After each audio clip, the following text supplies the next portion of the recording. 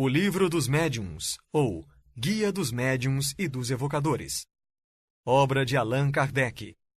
Ensino especial dos espíritos sobre a teoria de todos os gêneros de manifestações, os meios de comunicação com o mundo invisível, o desenvolvimento da mediunidade, as dificuldades e os tropeços que se podem encontrar na prática do espiritismo, constituindo o segmento de O Livro dos Espíritos. Audiolivro da Canoro Audiobook, produzido e editado por Leonardo Martins, baseado na obra em domínio público. Narração: Leobaldo Prado. Primeira parte. Capítulo 1. Há espíritos? 1. A dúvida no que concerne à existência dos espíritos tem como causa primária a ignorância acerca da verdadeira natureza deles. Geralmente são figurados como seres à parte na criação e de cuja existência não está demonstrada a necessidade. Muitas pessoas, mais ou menos como as que só conhecem a história pelos romances, apenas os conhecem através dos contos fantásticos com que foram acalentadas em criança. Sem indagarem se tais contos, despojados dos acessórios ridículos, encerram algum fundo de verdade, essas pessoas unicamente se impressionam com o lado absurdo que eles revelam.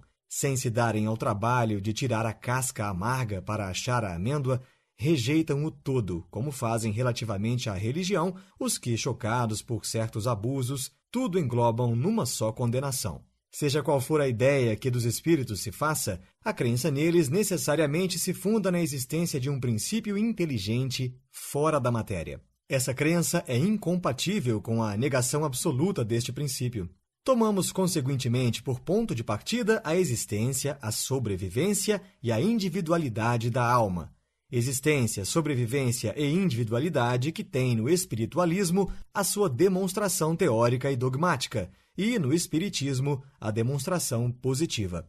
Abstraiamos por um momento das manifestações propriamente ditas e, raciocinando por indução, vejamos a que consequências chegaremos. 2. Desde que se admite a existência da alma e sua individualidade após a morte, forçoso é também se admita, primeiro, que a sua natureza difere da do corpo, visto que separada deste deixa de ter as propriedades peculiares ao corpo. Segundo, que goza da consciência de si mesma, pois que é passível de alegria ou de sofrimento, sem o que seria um ser inerte, caso em que possuí-la de nada nos valeria. Admitido isso, tem-se que admitir que essa alma vai para alguma parte, que vem a ser feito dela e para onde vai. Segundo a crença vulgar, vai para o céu ou para o inferno. Mas onde ficam o céu e o inferno? Dizia-se outrora que o céu era em cima e o inferno embaixo. Porém, o que são o alto e o baixo no universo, uma vez que se conhecem a esfericidade da Terra, o movimento dos astros, movimento que faz com que o que em dado instante está no alto esteja 12 horas depois embaixo, e o infinito do espaço através do qual o olhar penetra, indo a distâncias consideráveis. Verdade é que por lugares inferiores também se designam as profundezas da Terra. Mas que vêm a ser essas profundezas desde que a geologia as esquadrinhou, que ficaram sendo igualmente as esferas concêntricas chamadas céu de fogo, céu das estrelas, desde que se verificou que a Terra não é o centro dos mundos, que mesmo o nosso Sol não é único, que milhões de sóis brilham no espaço, constituindo cada um o centro de um turbilhão planetário. Aqui ficou reduzida a importância da Terra, mergulhada nessa imensidade. Por que injustificável privilégio este quase imperceptível grão de areia, que não avulta pelo seu volume, nem pela sua posição, nem pelo papel que lhe cabe desempenhar, seria o único planeta povoado de seres racionais? A razão se recusa a admitir semelhante nulidade do infinito, e tudo nos diz que os diferentes mundos são habitados. Ora, se são povoados, também fornecem seus contingentes para o mundo das almas. Porém, ainda uma vez, que terá sido feito dessas almas depois que a astronomia e a geologia destruíram as moradas que se lhes destinavam e, sobretudo, depois que a teoria tão racional da pluralidade dos mundos as multiplicou ao infinito? Não podendo a doutrina da localização das almas harmonizar-se com os dados da ciência, outra doutrina mais lógica lhes assina por domínio, não um lugar determinado e circunscrito, mas o espaço universal. Formam elas um mundo invisível, em o qual vivemos imersos, que nos cerca e acotovela incessantemente. Haverá nisso alguma impossibilidade? Alguma coisa que repugne à razão? De modo nenhum. Tudo, ao contrário, nos afirma que não pode ser de outra maneira. Mas então, que venha a ser das penas e recompensas futuras, desde que se lhes suprimam os lugares especiais onde se efetivem. Notai que a incredulidade, com relação a tais penas e recompensas, provam geralmente de serem umas e outras apresentadas em condições inadmissíveis. Dizei, em vez disso, que as almas tiram de si mesmas a sua felicidade ou a sua desgraça, que a sorte lhes está subordinada ao estado moral, que a reunião das que se votam mútua simpatia e são boas representa para elas uma fonte de ventura, que, de acordo com o grau de purificação que tenham alcançado, penetram e entreveem coisas que almas grosseiras não distinguem, e toda a gente compreenderá sem dificuldade. Dizei mais, que as almas não atingem o grau supremo senão pelos esforços que façam por se melhorarem e depois de uma série de provas adequadas à sua purificação, que os anjos são almas que galgaram o último grau da escala, grau que todas podem atingir, tendo boa vontade. Que os anjos são os mensageiros de Deus, encarregados de velar pela execução de seus desígnios em todo o universo, que se sentem ditosos com o desempenho dessas missões gloriosas, e lhes tereis dado à felicidade um fim mais útil e mais atraente, do que fazendo-a consistir numa contemplação perpétua, que não passaria de perpétua inutilidade. Dizei, finalmente, que os demônios são simplesmente as almas dos maus, ainda não purificadas, mas que podem, como as outras, ascender ao mais alto cume da perfeição, e isto parecerá mais conforme à justiça e à bondade de Deus do que a doutrina que os dá como criados para o mal e ao mal destinados eternamente. Ainda uma vez, aí tendes o que a mais severa razão, a mais rigorosa lógica, o bom senso, em suma, podem admitir. Ora, essas almas que povoam o espaço são precisamente o que se chama espíritos.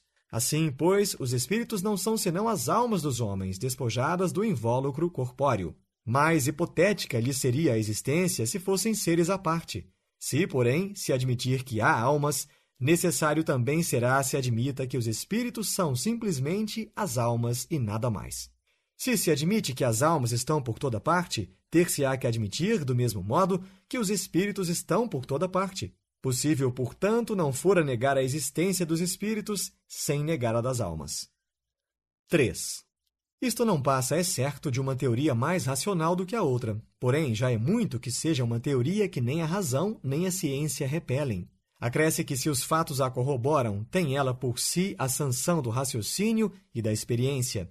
Esses fatos se nos deparam no fenômeno das manifestações espíritas, que, assim, constituem a prova patente da existência e da sobrevivência da alma. Muitas pessoas há, entretanto, cuja crença não vai além desse ponto, que admitem a existência das almas e, conseguintemente, a dos espíritos, mas que negam a possibilidade de nos comunicarmos com eles pela razão, dizem, de que seres imateriais não podem atuar sobre a matéria. Esta dúvida assenta na ignorância da verdadeira natureza dos espíritos, dos quais, em geral, fazem ideia muito falsa, supondo-os erradamente seres abstratos, vagos e indefinidos, o que não é real. Figuremos, primeiramente, o espírito em união com o corpo. Ele é o ser principal, pois que é o ser que pensa e sobrevive. O corpo não passa de um acessório seu, de um invólucro, uma veste que ele deixa quando usada. Além desse invólucro material, tem o espírito um segundo, semimaterial, que o liga ao primeiro. Por ocasião da morte, despoja-se deste, porém não do outro, a que damos o nome de perispírito. Esse invólucro semimaterial, que tem a forma humana, constitui para o espírito um corpo fluídico, vaporoso, mas que, pelo fato de nos ser invisível no seu estado normal, não deixa de ter algumas das propriedades da matéria. O espírito não é, pois, um ponto, uma abstração, é um ser limitado e circunscrito, ao qual só falta ser visível e palpável, para se assemelhar aos seres humanos. Por que, então, não haveria de atuar sobre a matéria? Por ser fluídico o seu corpo? Mas onde encontra o homem os seus mais possantes motores, senão entre os mais rarificados fluidos, mesmo entre os que se consideram imponderáveis, como, por exemplo, a eletricidade? Não é exato que a luz, imponderável, exerce ação química sobre a matéria ponderável? Não conhecemos a natureza íntima do perispírito. Suponhamo-lo, todavia, formado de matéria elétrica ou de outra forma tão sutil quanto esta, porque, quando dirigido por uma vontade, não teria a propriedade idêntica à daquela matéria. 4. A existência da alma e a de Deus, consequência uma da outra, constituindo a base de todo o edifício antes de travarmos qualquer discussão espírita, importa indaguemos se o nosso interlocutor admite essa base. Se a estas questões: credes em Deus? Credes que tendes uma alma? Credes na sobrevivência da alma após a morte? Responder negativamente, ou mesmo se disser simplesmente, não sei, desejara que assim fosse, mas não tenho a certeza disso, o que quase sempre equivale a uma negação polida, disfarçada sob uma forma menos categórica para não chocar bruscamente o que ele chama preconceitos respeitáveis, tão inútil seria ir além, como querer demonstrar as propriedades da luz a um cego que não admitisse a existência da luz. Porque, em suma, as manifestações espíritas não são mais do que efeitos das propriedades da alma. Com semelhante interlocutor, se não quiser perder tempo, ter-se-á que seguir muito diversa ordem de ideias. Admitida que seja a base, não como simples probabilidade, mas como coisa averiguada, incontestável, dela muito naturalmente decorrerá a existência dos espíritos. 5. Resta agora a questão de saber se o espírito pode comunicar-se com o homem, isto é, se pode com este trocar ideias. Por que não? Que é o homem, senão um espírito aprisionado num corpo? Por que não há de o espírito livre se comunicar com o espírito cativo, como o homem livre com o encarcerado? Desde que admitis a sobrevivência da alma, será racional que não admitais a sobrevivência dos afetos? Pois que as almas estão por toda parte, não será natural acreditarmos que a de um ente que nos amou durante a vida se acerque de nós, deseje comunicar-se conosco e se sirva para isso dos meios de que disponha. Enquanto vivo, não atuava ele sobre a matéria de seu corpo? Não era quem lhe dirigia os movimentos? Por que razão, depois de morto, entrando em acordo com outro espírito ligado a um corpo, estaria impedido de se utilizar deste corpo vivo para exprimir o seu pensamento, do mesmo modo que um mudo pode servir-se de uma pessoa que fale para se fazer compreendido? 6. Abstraiamos, por instante, dos fatos que, ao nosso ver, tornam incontestável a realidade dessa comunicação. Admitamo-la apenas como hipótese. Pedimos aos incrédulos que nos provem, não por simples negativas, visto que suas opiniões pessoais não podem constituir lei, mas expendendo razões peremptórias, que tal coisa não pode dar-se. Colocando-nos no terreno em que eles se colocam, uma vez que entendem de apreciar os fatos espíritas com o auxílio das leis da matéria, que tirem desse arsenal qualquer demonstração matemática, física, química, mecânica, fisiológica, e provem por A mais B, partindo sempre do princípio da existência e da sobrevivência da alma. Primeiro, que o ser pensante, que existe em nós durante a vida, não mais pensa depois da morte. Segundo, que, se continua a pensar, está inibido de pensar naqueles a quem amou.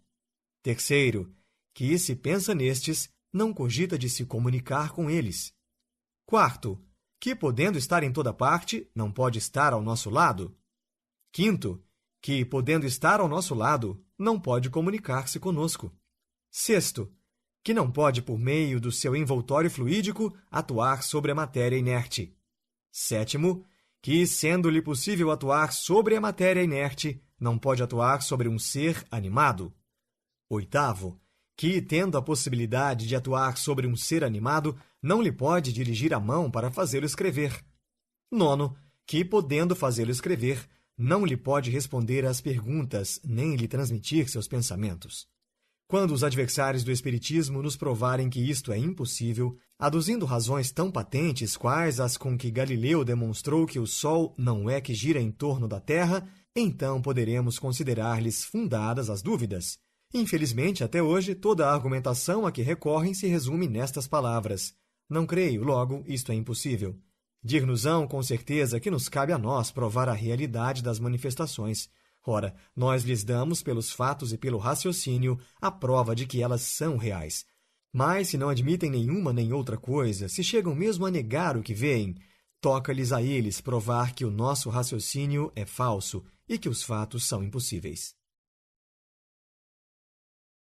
Muito obrigado por ouvir o audiolivro da Canoro Audiobook. Mais obras como essa você encontra no site canoro.com.br.